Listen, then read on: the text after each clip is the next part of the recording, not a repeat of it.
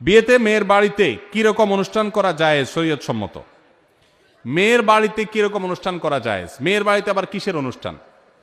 বিয়ে হবে, বিয়ের পরে একটা খাবারের অনুষ্ঠান সুন্নাত এবং শরিয়া সিদ্ধ, সেটার নাম ওয়ালিমা, এবং সেটা করবে ছেলে পাত্রপক্ষ। তারা একজনের আস্ত একটা মেয়ে জন্মের পর থেকে শত শত দিন, হাজারো দিন পরিশ্রম করে বড় করে এই মেয়েকে পরিণত করে দিয়েছেন, শিক্ষিত করে দিয়েছেন। এরপরে আস্ত একটা মেয়ে ঘরে তুলে নিয়ে আসছে আরেকজনের। এই খুশিতে, নতুন বউ ঘরে আসছে, সেই খুশিতে সবাইকে খাওয়াবে, এটার নাম হলো ওয়ালিমা।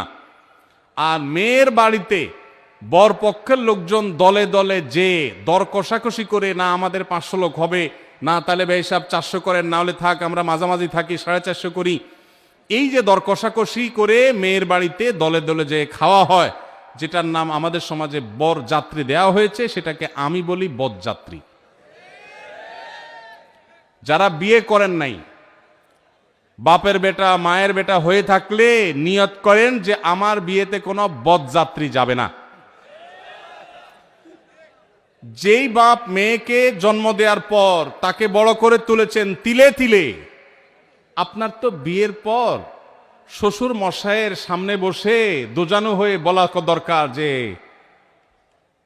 শ্বশুর বাবাজি, আপনার মেয়ে জন্ম থেকে বড় হওয়া, বিয়ে দেওয়া পর্যন্ত এর পিছনে কত লক্ষ টাকা খরচ হয়েছে, আনুমানিক একটা ফিগার বলেন।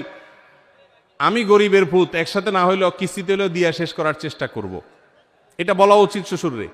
সেটা না করে উল্টা ছোট লোকের মতো 200-300 লোক নিয়ে তার বাসায় গিয়ে খান, লজ্জা হয় না? বেচারা মেয়ে জন্ম দিয়ে কি ভুল করেছে?